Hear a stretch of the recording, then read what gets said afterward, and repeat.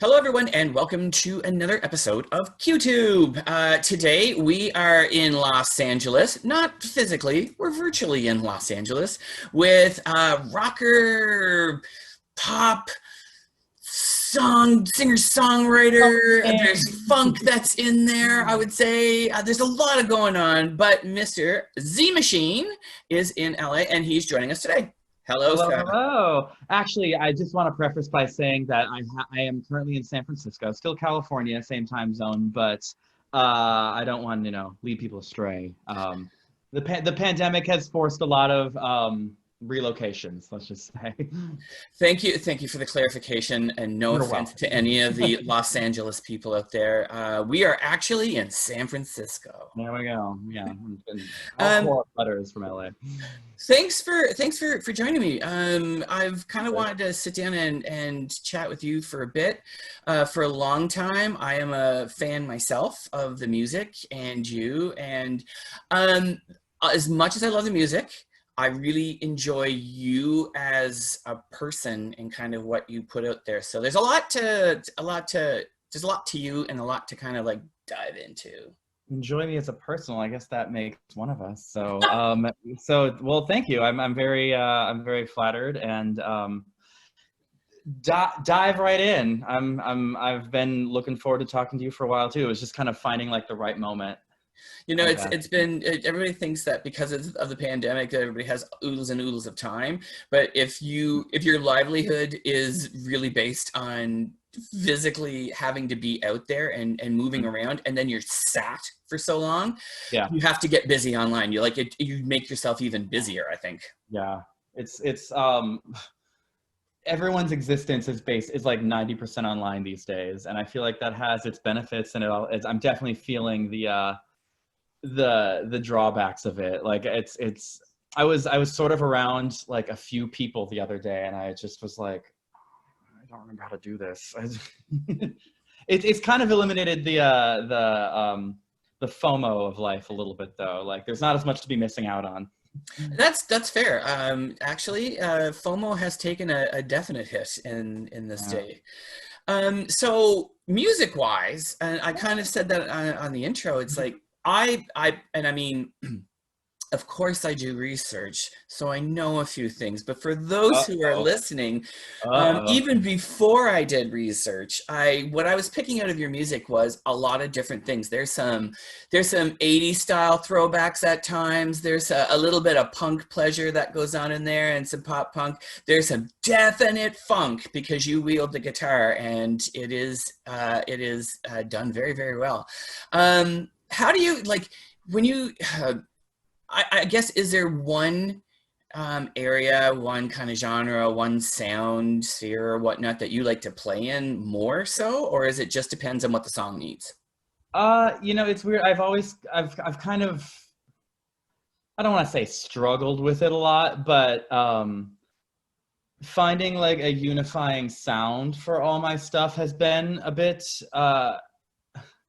tough for me, because I just kind of like I'll hear a certain style or a certain genre, I'll get inspired by one thing, and I'll just kind of go down that road, even if it's like a complete 180 from anything else I've been doing the last time. And I worry that maybe that'll confuse any sort of people who are stumbling on my stuff for the first time, but I also don't really give a fuck that much. That's fair. Yeah. I feel like there's a lot of stuff that I enjoy listening to that I don't really like playing or writing. And I want to say vice versa too. I definitely try to unify, at least tie things together with the guitar these days, because I do feel like that's kind of something that, when you have to look at it from sort of a marketing standpoint, it's like, well, I don't know. I feel like there's not a lot of people doing the styles of music that I'm doing who are also like, I guess, playing the guitar on it the way I've been trying to do it. So I'm like, okay, yeah, I'll make some, an anthemic sort of synth pop type of thing, and then I'll throw some like wah guitar on it, or I'll what was the last one, like friggin' the new one I'm doing is very sort of like acoustic, almost like stompy kind of like shuffle. And I have this like guitar that goes woo, and it's like I don't know. So I'm kind of like rambling in my answer here, but I don't know. I guess if I like the song, I like playing it. You know, when the inspiration strikes, I just kind of steal what I can. You know. I mean, and it's always okay to ramble, as Mm, my friend loves to say, especially when we're doing recording for the podcast. mm, And if she was here right now, she would say the exact same to me, same thing to me. She says, "I need a lot of runway to take off with mm, a question. I will start talking and just like blah mm. blah blah blah blah, and then like Oh 5 minutes yeah. later." Oh yeah. I'm not gonna remember where I started by the time I'm done. That's for sure. So I mean, the guitar really is.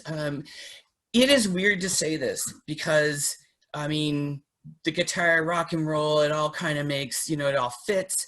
But we did get away from instrumentation like the guitar, and some classical sounds and some classical electric guitar for a while in pop music. It became really heavy in terms of electro or just like synths, and nothing being, everything coming from a program, less Mhm. from an instrument, or replicated. But I mean, one of your inspirations, I'll say, from something that I read from you, is Prince, who, played the shit out of a guitar. So it's not surprising, but it's really great to see it coming back and being interjected in. It should Mm. never leave. No, yeah, I agreed. It's kind of using guitar in my music the way I'm doing. I'm sort of blending like the two biggest kind of sonic inspirations for me. Like growing up in high school, I missed out on like 3 years of the music that was coming out in that day because all I was doing was listening to classic rock and like just guitar music, like Joe Satriani and Steve Vai and those people like that. Like literally just like people just shredding over stuff. And because I was actually I considered myself a guitar player before I ever wanted to like really sing. Right.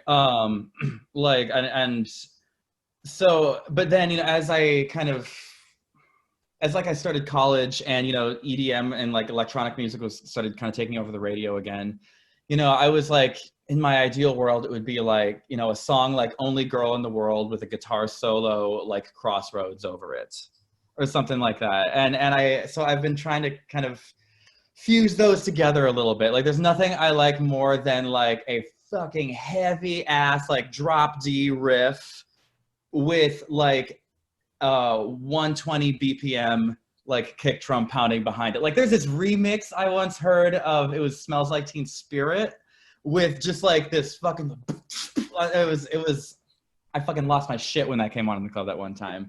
But like that, I feel like that is like the perfect summation of what I strive to do a lot of the time. Well, Including but not limited to. I mean, I think that, that, and one of the things that I always really enjoy about your music is that blending.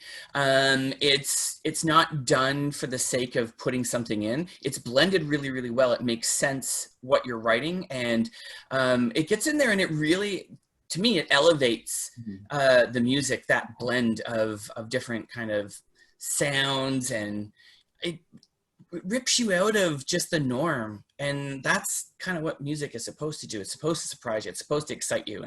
And then you play with melody really, really well. Oh, stop it. That's like the best thing a writer can hear. So It's I like really melody out the yazoo. Like, and I think about like the current single, like when you think about Honeydew, like melody wise, how pretty. Like it's like a really pretty kind of fun, kind of sweet melody. But then lyric wise, you get in there, and you get a little punchy, and you get some, some pepper that's in there. I And definitely am like a very bit, I don't know. I find that I tend to be like, it's like sarcastic electro rock is sort of what I call it a lot of the time. but it's Uh, like I said, it's good. It's surprising. It kind of just jumps you out of where your head is at. oh, Um, thank you. you It's know, so I- interesting because, oh, sorry, go on. you go right ahead. Oh, okay. Well, the like half-second delay on Zoom, it like kills me. Oh my God. That's so interesting you bring that up because like Honeydew, I was very intentionally trying to do like a lot less melodic. Like I still wanted it to feel right, and you know, like when you hear a melody go a certain place, and you're just like, oh yeah. It just there's no formula to it. It just feels right. And with Honeydew, I was very intentionally like dial it back a few syllables. I sometimes have a habit of like being very like and wanting to add a lot, and sometimes taking it too far. And I was like, let's have like most of the chorus have like no singing, basically. So I appreciate that still the feeling of all that melody still comes across in I that think it one. comes because in the chorus, and I think it could be because of your voice too, and the tone of your voice, because it does that kind of that uptick, that honeydew, right? It goes right, woo, right? Ooh. And it kind of it takes you up, and it's really kind of all you need. So it's kind of like it's like a swing almost in a way that I find that Oh. song is. The first song that I heard that I came across you with was Power Back. Oh, I was gonna guess a different one, but I okay, that's a good one. And which it instinctively, like just automatically, I was kind of like, who's this now? Because what I Oh, had heard, and that's when I first started just trying to find out how many artists were out there, what was the kind of music that was being made. I was desperately looking for some like hardcore rap in the queer community because, and you found it. oh man, did I?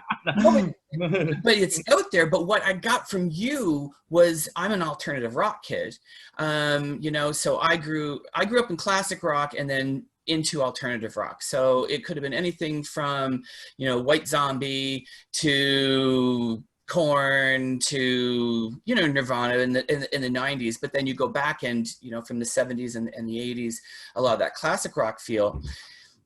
And what I was noticing from the very first inset to LGBT artists in the queer community of music was that there was a lot of the same, like there was a lot of electro pop, or there was there was camp, right? So the things that the easiest things to find were the more either stereotypical or the safest or the things that people expected, what they expected, yeah.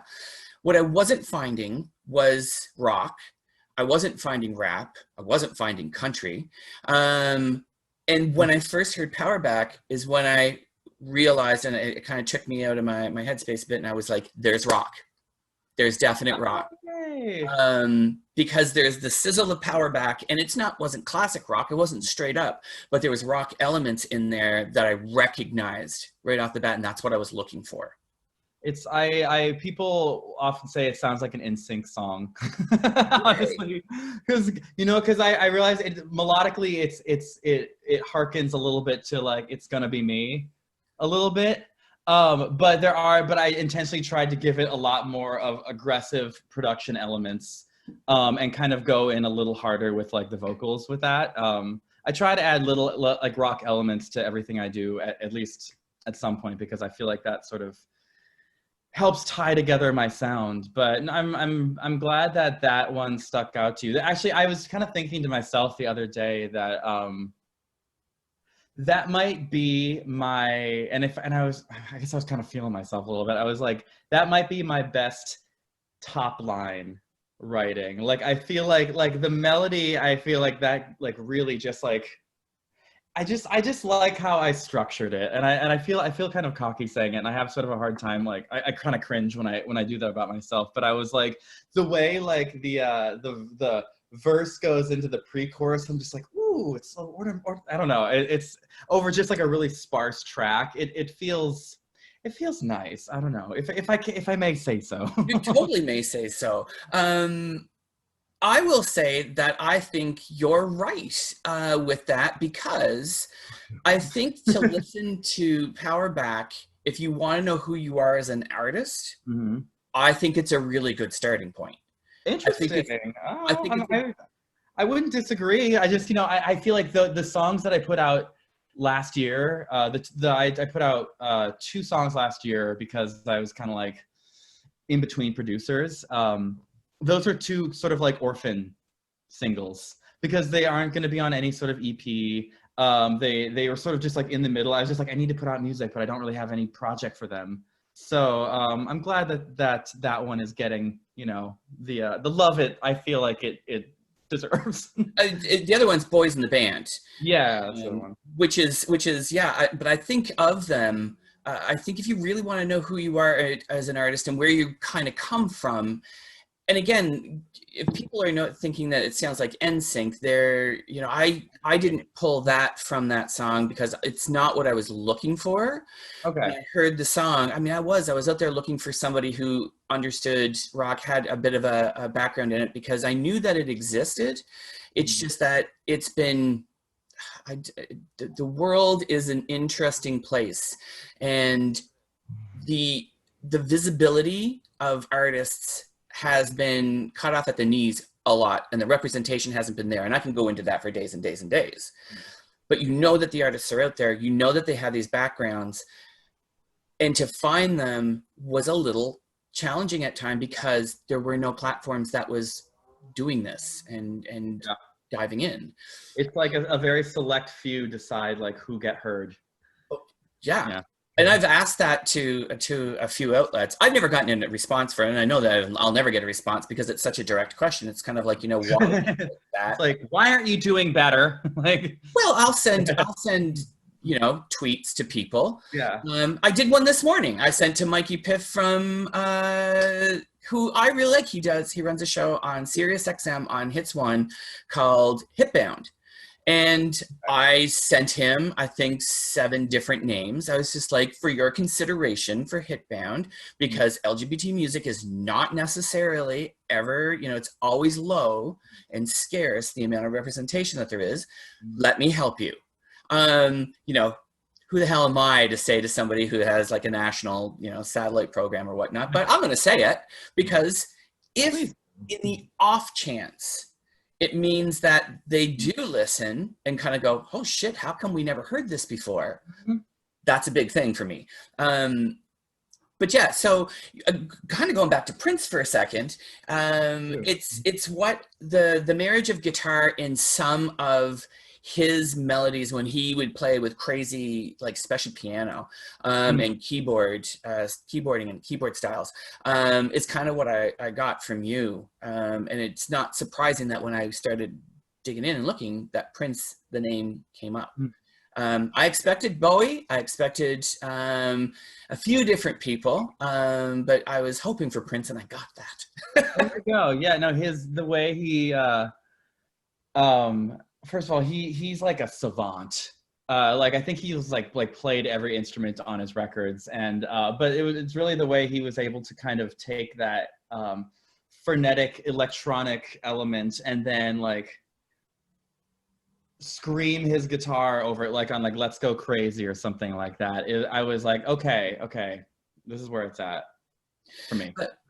So, I mean, you have a new song coming out, and this is being filmed on a Sunday, and 2 days from now, you're going to have a new song out.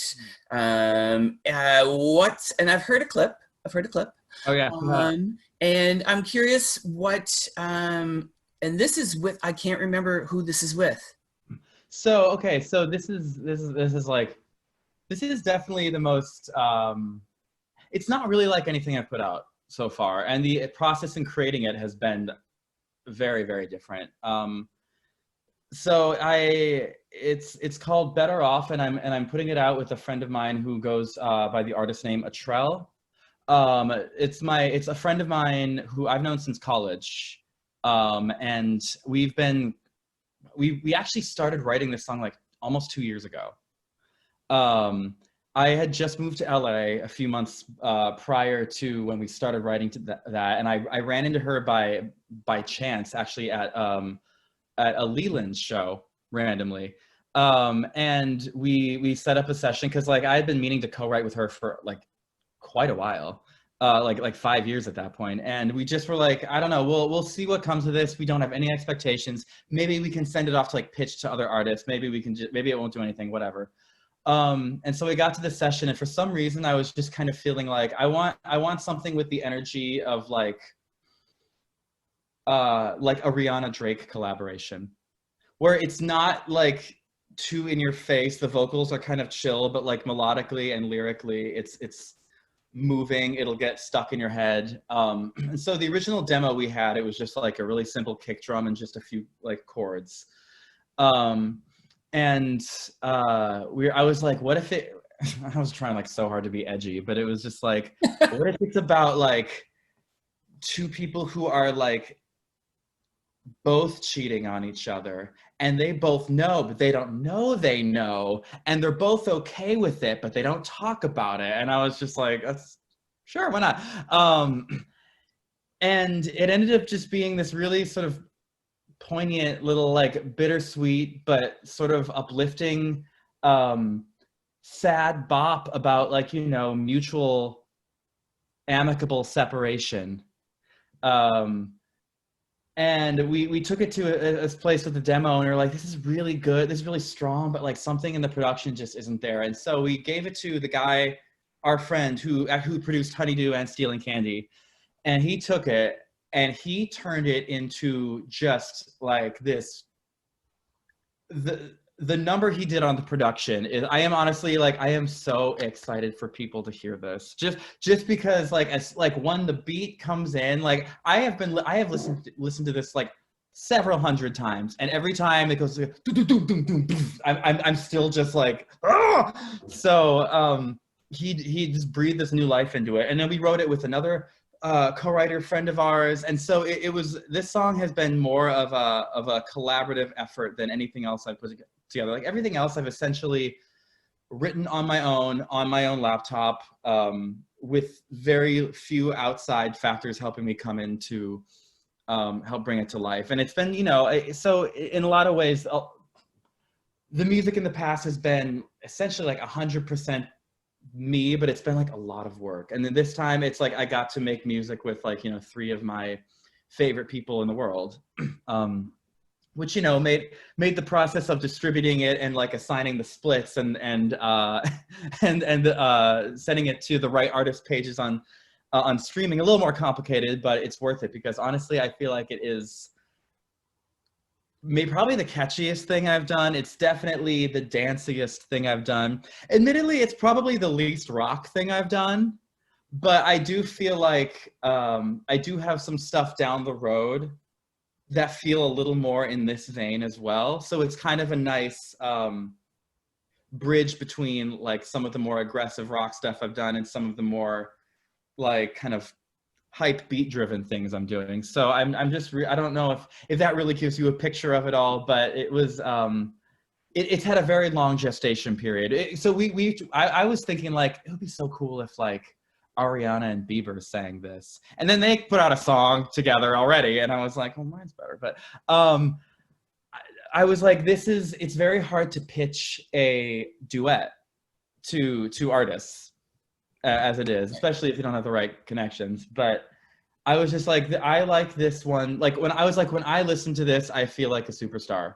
And again, I guess I'm maybe I'm not as shy as I think, if I keep feeling myself like this. But like I would listen to this and I'm like, this sounds like a song that if you know, 16-year-old me heard this and I told myself that it was me, I would be like. So I was like, I cannot let this sit and collect dust. And so I asked, I'm like, this is a little bit of a turn for me stylistically, but it also is like, I feel like melodically, it's still very much in the vein of the things I do. Lyrically, it's still very much in the vein of what I do. Vocally, we go off. And I'm just really, really excited for this to finally like be out there in the world. I'm excited. Listen, first of all, mm-hmm. your excitement about this just makes me feel like, oh my God, like this is going to be great. Because if you're that excited about it, right? Like, and how you're talking about it, you know that there's a fire that's kind of going on in there, and that's going to be really interesting to hear and really great and probably very infectious. I'm so excited to see Yay. you play off someone, because you're, and you know, I don't know you personally. Sometimes I feel like I do, because you know, you are very open about yourself, and you know, Maybe a you, little too open, but yeah. but it's like sometimes you do feel like you know an artist more than you actually do. But I can't wait to see you interact. Like, even if there's never any visuals, even if it's just on the record, on the song, it's going to be great to hear you play with someone, because you do come off as someone who probably loves to play with people, and you probably are energized by a person and another person. And if you can really get in there, and I'm sure that I would love to see a live show by you, because I think that Maybe watching in you live, 2023. well, we'll see if we can do Yeah. something. But like, I think that, you know, if you had somebody, and even if you have a band with you, I'm sure you must love that interaction between band, between crowd, because you're a big personality and a big character. Thank you. I do appreciate you saying that, or picking up on that, or noticing that, I guess, just because I've by you know, nature, I'm a very shy person who, when, you know, I'm face to face with someone, I have a hard time, you know, making connections initially. But and sometimes that's where I fear, like, you know, when I get into my own head, my like will get in my way sometimes if I'm trying to make a career, is that I'm not always great at networking, because like it's very hard for me to just like say hi to people. But I feel like the one thing that I have always been able to do and can do, and like, even if I psych myself out and get nervous about it, it always turns out okay, is put on a goddamn live show. And that's why I'm just like, this pandemic's really, you know, stifling my brand. But it's the chemistry that I have with Katie, or I guess Atrell. She does a lot more songwriting than she is doing her own artistic stuff. But when she puts something out, it hits. The vocal kind of chemistry we have there is something I'm really looking forward to people hearing. I've actually done a few. We've written together a lot now, and there have been a few occasions where we've actually done this song live before, because otherwise it's like I'm just kind of like standing there step touching during her verse. So I've actually had her come up on stage with me during the song, and it's just like we've known each other for like almost 9 years at this point. So it's like this has just been like a long period of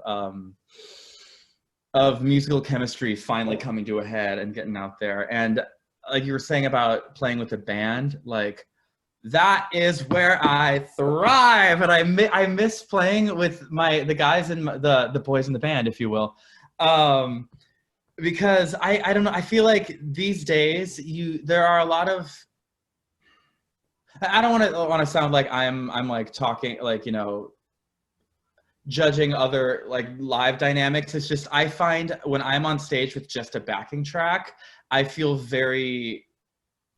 I don't feel at my most comfortable there. When there are other presences like on stage with me that I can vibe off of, it only makes me better. So what I'll do is I'll incorporate the tracks of my song, and I have a bass player and I have a drummer as well. And so that is something that I'm really missing about these, you know, live stream sets that people do. I actually did I put together like a virtual set for this one Pride show back in June. And I actually had the guys in my band film themselves playing to one of the songs that we would do in our set. And then I just composited all of us together. And I was like, the boys are back. And so that's definitely one of the things I'm looking forward to once, you know, the world stops falling to shit, you know. Because live shows are going to be like the last thing to come back, honestly. It's very true, and it's frightening, because music is, and I think that and I've said this for a long time, that the general public take music for granted because it's so Uh-huh. accessible. Mhm. They take live music for granted because um, they don't understand that the like for me, it's Mhm. live all the way. I love a good CD, don't get me wrong, and I love a good album, but for me it's always going to be live because as a theater kid myself, you never know what's going to happen, and every night's going Yeah. to be different, and every song, every performance is going to be different. I mean, unless you're using the same backing tracks and stuff like that. But if you're out there and you're live, it's so unexpected, and that's what makes it so exciting. um And and in my mind, it's like there's a lot that could go wrong when I get up there. but I mean, I think that Part of the part of that fun. is like something goes wrong, it's like, how do I get myself out of this jam, and it Oh, becomes so exciting. the number of times the mic cable falls out, like, and you just gotta be like, ah! You just gotta. It's like You it's just you roll with that. And I've talked to artists about this too. They've all had the same kind of thing that they've said, that they feel mhm. that they have to do the live streams and whatnot because they want to be out there, and it is a part of who they are and getting the music out there and whatnot. But it's so Mhm. different because it's not the typical first impression that you want to make, and it can feel very naked and Yeah, feel very like a cold presence, but also make you very vulnerable. yeah. In Oh my! Playing a song to your phone, and then when you're done, it's quiet. It's like that. That is not my most favorite feeling in the world, but it's something that at least it's something to work towards and to help keep your craft growing a little bit. Yeah, I mean, it's I think that the general public, if anything, I'm hoping that with the pandemic, and I love to call it pandemia, that we're in the Yeah. land of pandemia. But I really do hope that they start to have a much more of appreciation for Mhm. live music, and for those, not the festivals are whatever, they're a means to an end. That's not, I mean, that's not where my heart lives. My heart lives in that Friday night gig where everybody's out, and they're out because there's going to be live music, and they're not even sure who the band is, but they're super excited because somebody's going to be playing, and then they leave that night kind of going, wow, that was a ripper of a show. Mhm. And they're grabbing flyers or whatever on the way out the door, half cut, just making sure that they remember who that band was. I hope that appreciation comes back, because I do think that the loss of what's happening right now, music is important. I hope that appreciation comes back. No, seriously. I mean, it's like, what have we been doing the past 6 months other than like just consuming media and entertainment all the time? It's like, let's see how quickly bitches forget. Well, I mean, it's like your TV. There's not a whole lot new there. So Yeah, even Netflix, people are feeling like, I've watched everything. yeah. I've Um, watched the whole internet. Now what? Like, yeah. So it's like, discover the documentary. There's things to learn out there. oh my God, that's actually been like a total saving grace. I just watched that Challenger mini series last night. That was depressing, but yeah. I mean, so I'm hoping, and that's kind of like what my hope was doing some of these kinds of things, is that, not only do Yeah, they get to watch Q2. but not only do they get to learn about who you are as an artist, then go listen to the music or whatnot, but it is a different form of entertainment when you get to a chance to sit down and watch just two people kind of like just shoot the shit about Yeah. your music and things going on in the world, and all of that stuff. I think that people need to broaden their scope of what entertainment is. um, but I mean, my sermon would, start Yeah. off with the fact that, there's entertainment comes from human beings, and those human beings aren't doing it because they need, to be in front of people. They do it because it's their life. It's their Yeah. passion.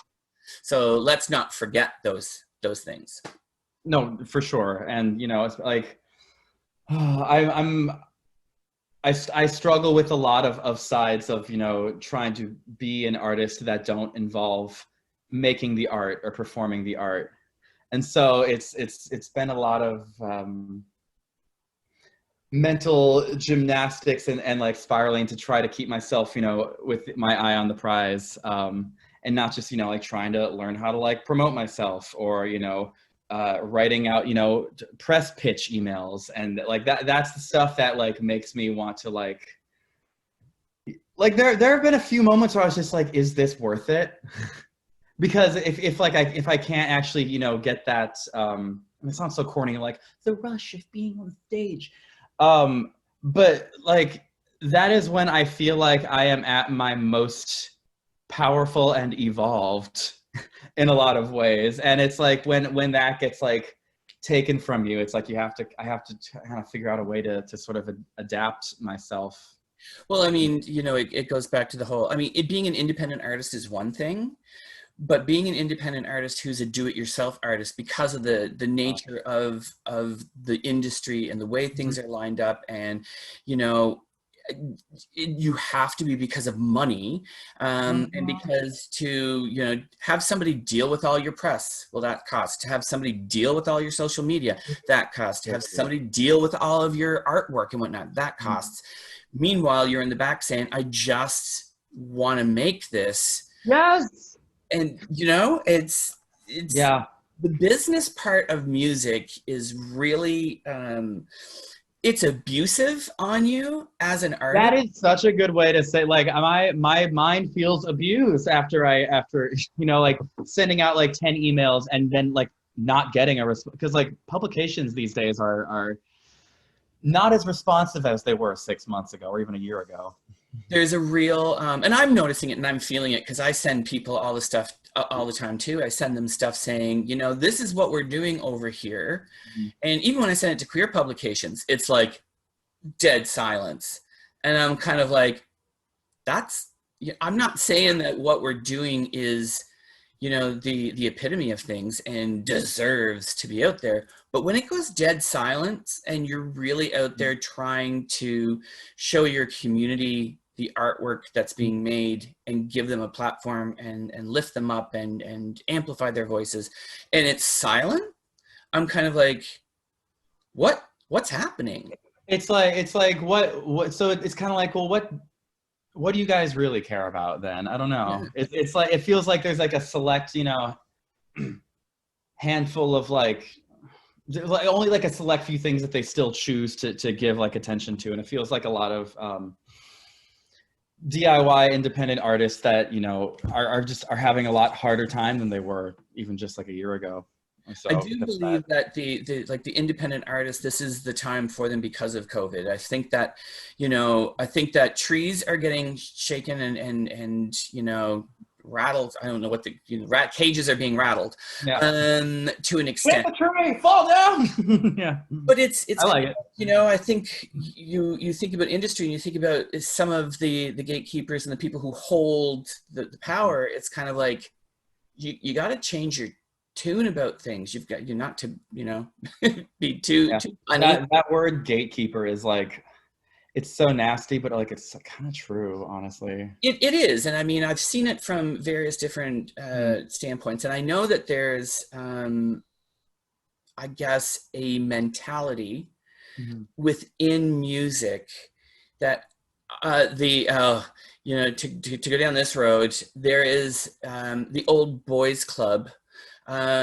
mentality still exists, and the folks who are making music and making good music who are not being heard, it's because that mentality is still out there.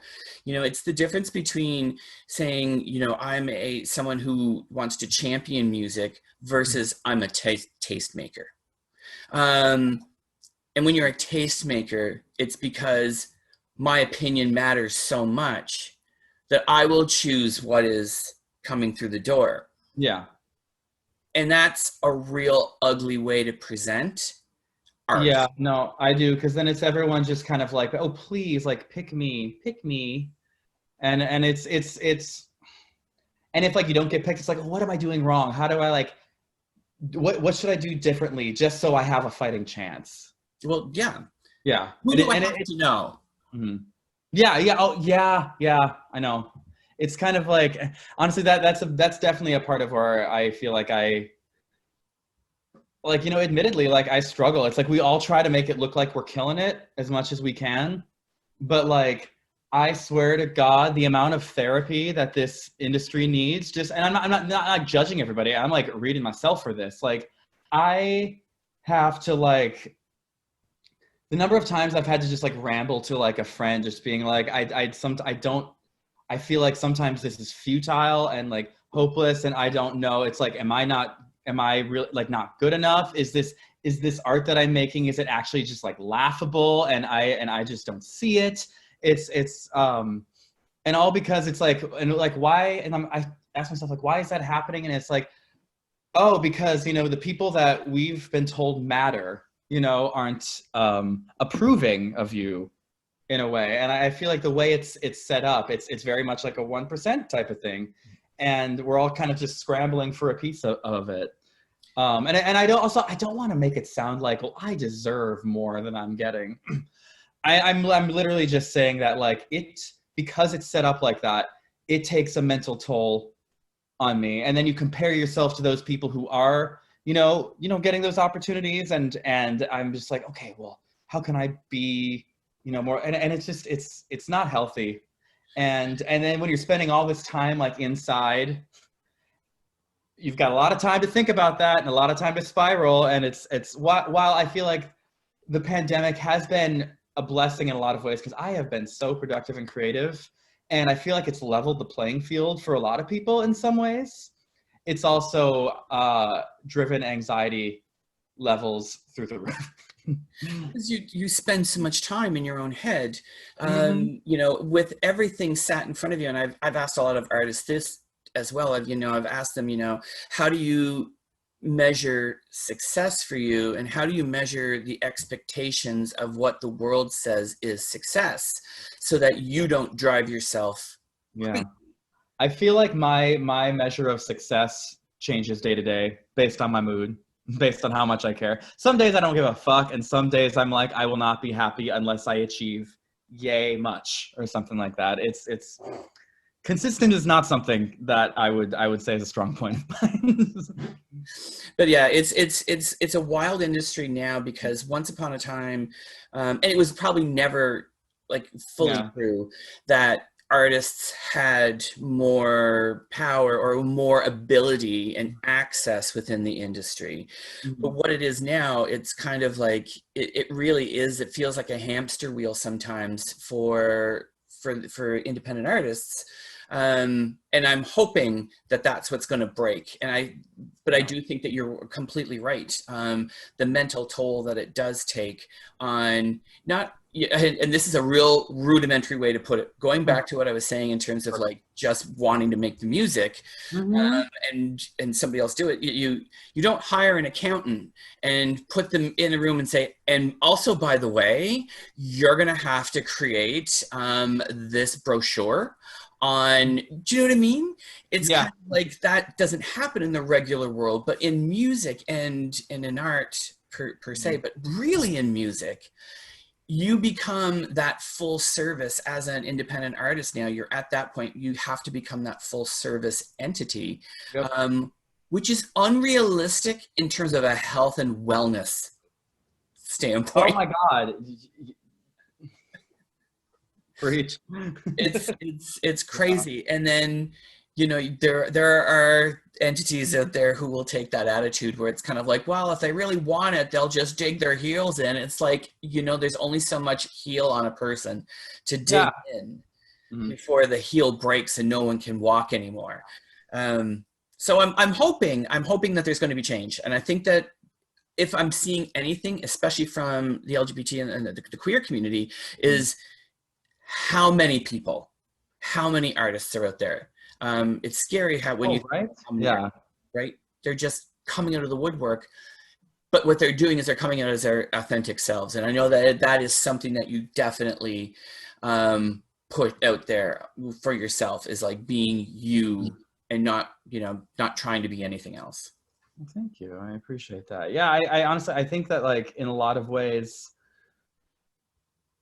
you said something like a few minutes ago where it was like I feel like this is both like the best and the worst time to try to be an artist, because it's like, because of the internet, we're able to hear so many more people's music, so much more art than we used to, who, back in the days when there was like, you didn't stand a fighting chance if you didn't have a label or weren't being, distributed with like, millions of dollars behind you.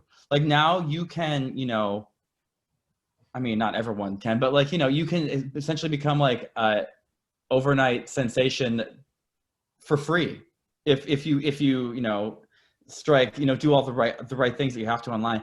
At the same time, it's like it's the most oversaturated the market has ever been. So it's kind of like, the bar just keeps moving further and further away in a lot of ways like that.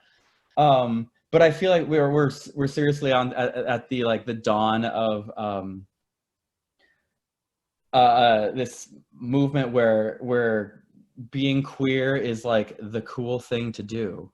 And you've got Harry Styles wearing like dresses and stuff. You've got drag queens in music videos. I feel like you've got the hyper pop movement as a whole.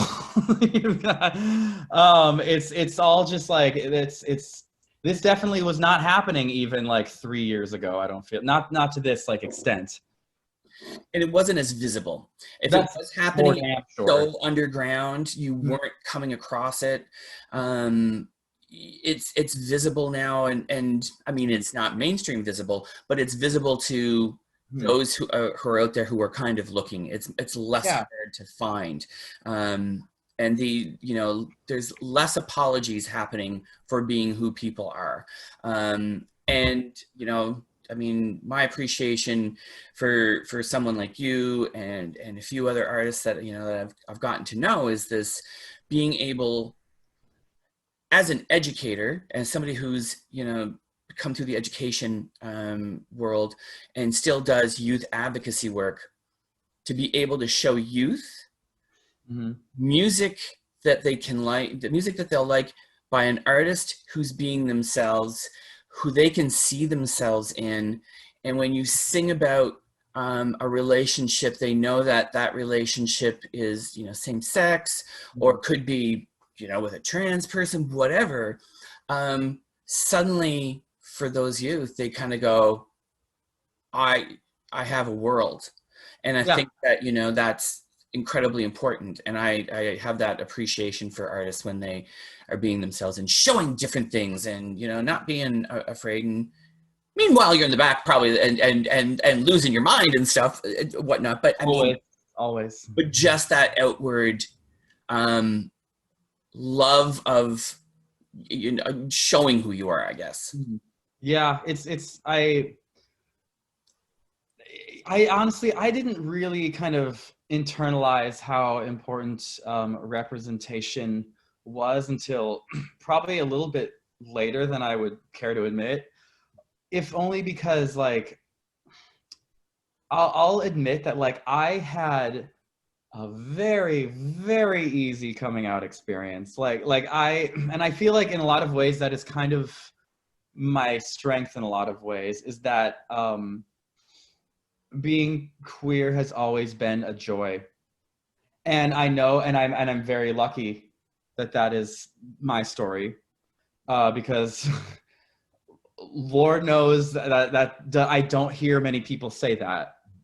And I feel like, I kind of have had to, when I hear other people's coming out stories and how, it nearly broke them, like I've had to learn to kind of internalize and, empathize in a lot of ways. But because, my queerness has always been like my strength, I feel like it has allowed me to put the joys of being a queer person into my music. And like I'm so glad that there is music that can tell the story of the struggles of that.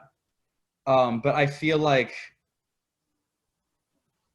we could always do with a little more music that, you know, puts out, you know, what a celebration of it as well. And even if it's not like I'm gay, I love it or anything, like even nothing so on the nose, but just like, you know, just being like your unabashed queer ass self, in a way where you're like not, you know, making any excuses for being like a fucking freak, or just you're like showing what could be a possibility to someone who might not have had the same experience that I did. And you know, I remember you were doing your my queer story, or my queer music story. Pardon me if I'm butchering the title of what it was, but there was You this. got it. Oh yes, woohoo! Haven't lost my mind yet. I played at Omaha Pride last year, and first of all, that was probably the most amazing experience of my life, because it was like literally an arena, and it was fucking packed, and artists, and I managed to get the gig out of, you know, a random connection I had through Instagram. Someone checked out my page, and he was like, hey, I really like your stuff. I'm actually volunteering on the like booking talent for Heartland Pride in Omaha, so would you want to be a part of it? And they like flew me out. Artists like me don't get to play venues like that, so that in itself was like okay, something to aim for. But the fact that like there was someone in watching who DM'd me that day who said that they came out as genderqueer or gender fluid because after watching the set, and it's just like, you don't like be yourself because you don't know who's watching. Speaking from my experience, I will always downplay or undervalue my impact on someone. And you almost always have more of an impact than you think you do, just by being yourself, being queer in this industry.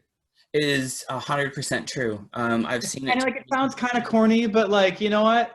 It's little moments like that, you know, prove it and make it worth it. So Completely. And I think that that's what you take away from it, right? I think that that's probably, those are the nuggets that get you through the avalanche of bullshit that comes at you, right? I completely agree. I completely agree. Yeah. Just switch gears just for a second. Please. You are wearing a Muna t-shirt, and who I adore, and obviously you are a fan of. Lit.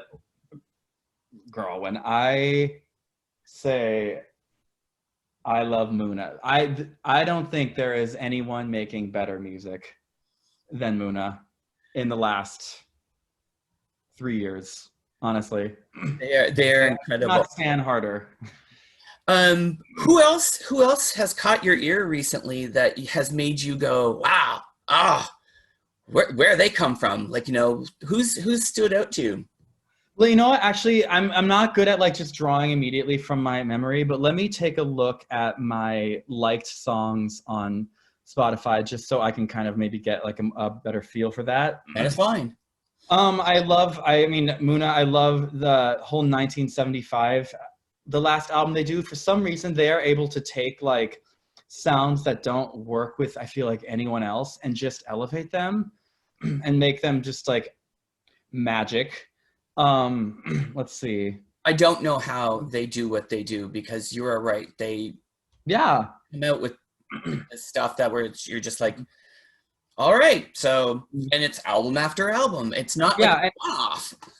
And like the albums, like while they're kind of long, they're, especially this last one I found, like I'll admit, like I love a 10-song album. I feel like it's concise, it's a nice number, it's not like a chore.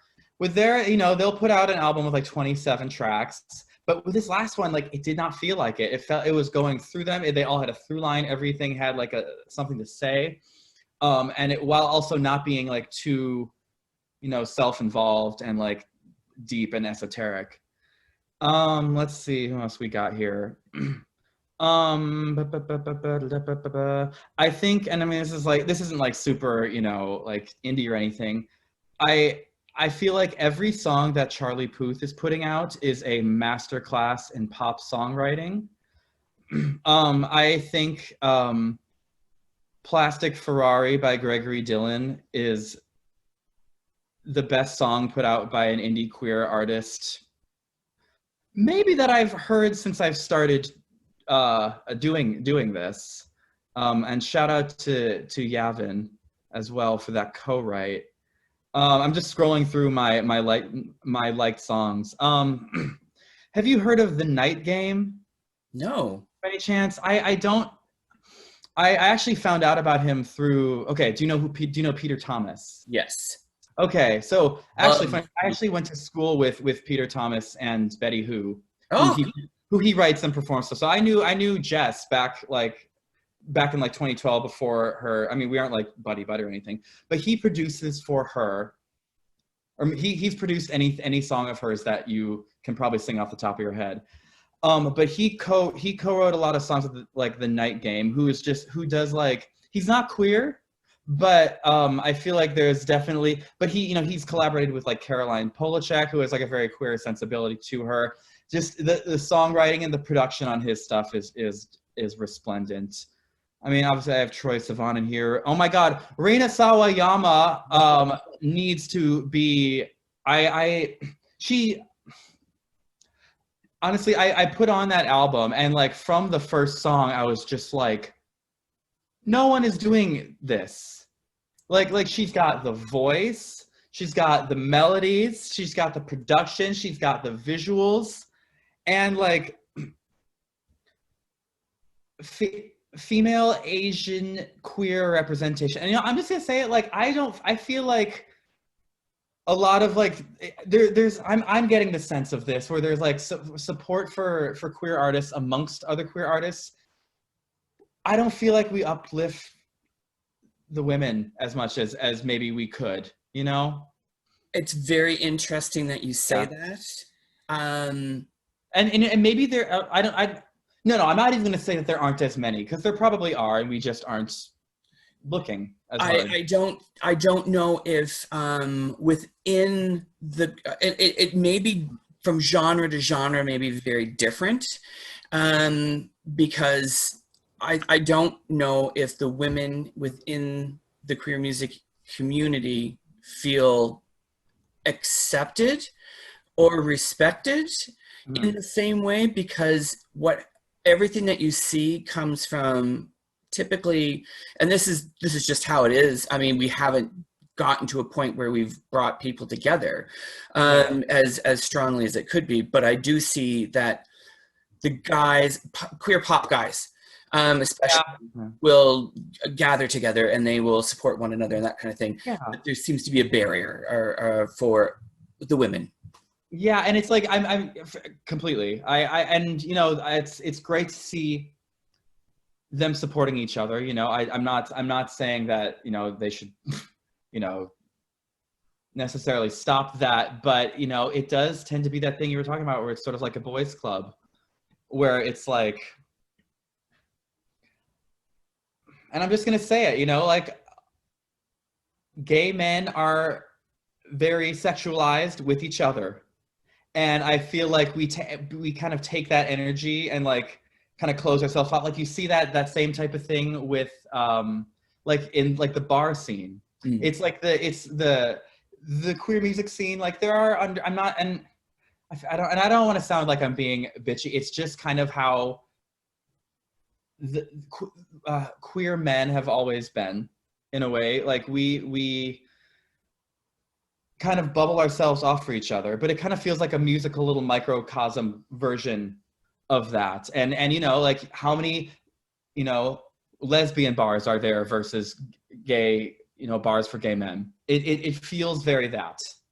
Yeah, and I would agree with you. I would agree with you with that. And I'm probably responsible for playing into that to some degree. I think that there's a safety, safe feeling maybe in there. And I think because queer men, their sexuality and their ability to be sexual beings with one another was so stifled, and still is, that I think that when they're together, they get a chance to experience that and express that more without fear, and without knowing that no one's going to attack them for it, because they are going to play into it even more, because they haven't had that experience as much. Sure. They've had it maybe with their female friends, but with, there's something intrinsic about male friendship, and that's right across the board, including heterosexual men, and it's becoming more prevalent, it's becoming more accepted. But because most gay men never, or even bisexual men, have never felt the ability to just be overt even with themselves, with their friends, that when they do come together, I think it becomes an explosion. Yeah, I know, and I don't want to shit on men, or male presenting, or it kind of gets into the issues of gender identity, which could be a whole other thing. But men coming together and finally being able to celebrate their queerness together. I feel like there's nothing there's never anything that's exclusively good or bad about it. But while that is a good side of it, I feel like there comes a point where there's they're kind of almost gatekeeping a little bit. And I feel like we could probably do a better job at including women, or gender non-conforming people into the conversation and the scene a little bit. Yeah, or not a lot bit, honestly. Yeah, no, and I think that most people would probably agree with you. It just isn't something that ever gets really talked about. But I think that if you take a step back and you look at it, I think that I don't think you're attacking anyone, and I don't think you're saying the way that it is or the way that people behave is wrong. You're just acknowledging the fact that there is there's an imbalance, and that we could all be a lot better at. Yeah. Oh, absolutely. Yeah. I'm not being here I am doing all this work, and you guys aren't. Or I'm right. It's absolutely not like that. I could definitely do that. I have to do my part as well, and it's. I guess I'm starting right here on QTube. Woo! We're breaking ground. Totally. Listen, this has been. I feel like this is part one in a series, and I just feel like I feel if you and I may be very similar, that left to our own devices, we would be like, oh, it's been 3 days and we're still yeah. But I think that I do think that you bring a lot to the table, and a lot to the music that's being put out there. I'm so excited for the new song. Yay, thank you. I'm so excited. And I'm so excited to kind of see what comes next, especially I think that as things roll along, I'm excited to see just other things that will pop up for you, and will pop up within your music. I'm excited. Well, I really, really appreciate that. I'm excited too. I already have a few of the next things good and underway. But in this day and age, I don't want to assign a timeline to it, because things are going to happen when they happen. But thank you so much. It's been a delight speaking to you finally, and I just got to say, I don't know how you have the energy to do all this work you do. Honestly, if I had, I feel like a half of the drive that you do in doing this, I would be a lot further along with my career than I am right now. I think it's because you get to a point in life where you don't want to use your time for unsatisfying things anymore, and I am not there yet. And I know that I know that there's work to be done, and I know that again, I'm not the person who will like fix things. I'm just one person trying to help bring people together to move things forward. And I think that what makes it easy, I won't say it's easy because like Yeah, I was gonna say, does it? Is it? there's a lot to it. But I think what makes it so motivating is the fact that as someone who's watched it be neglected and watched people be neglected, you know how much work that there is to do, that yeah, you just, when you decide to make a leap to jump into something, you just got to go for it. And getting the chance, like what else, you know, especially during a COVID, during a pandemic, like I get to spend my days, especially when I couldn't talk to anybody else, I got to spend my days talking to new artists and talking about music, and I'm kind of like, so terrible. But I think that, you know, I think that that's why. Please give yourself the credit you deserve, honestly. What's that? I said, please give yourself the credit you deserve. Well, I mean, I'm out there, and I think that I want to inspire. I want to make sure, I want to keep artists going and know that they have support, but I also want other people to shift gears into even more support. And I think that lighting fires is the way that you kind of do it, so that, you know, there's engines are moving. Yeah, for sure. Yeah. So, okay. All right. I do not want to. Well, I do. I could sit for days and talk about so many different things. I think that there's entire albums we could just kind of break down and talk about. Hey, just say when. I'm down. But for now, you have a brand new song coming out in a couple of days. Yes, ma'am. Trell, and it is called "Better Off." We went through a few different names to go for that one. There was no like one lyric that was like, ooh, that's the title. So we were like, you know what, we'll just pick the thing from the chorus. The song will speak for itself. And I think it, you know, like any of the other songs that you put out, I'm sure it will be embraced and it will be loved.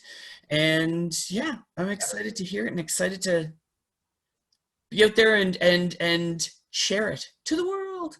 Hey, thank you so much. I'm very excited. I'm glad we finally found a time to make this happen. And yeah, is there anything else I'm forgetting? I don't know. Wear a mask, wash your hands. Everybody and people just take care of themselves. Yeah, vote, but only if you're a Democrat. You know. You know what? It's that kind of year, isn't it? Yeah. That kind of year, like I'm used to this kind of year. And that's a completely different. That'll be part two. That'll be part two. We'll get into that. That'll come in the crunch of when we need to be doing some voting talking. For sure. Oof. All right. All right, my friend. I'm going to return you to your life from which I stole you from, and allow you to enjoy the rest of your afternoon.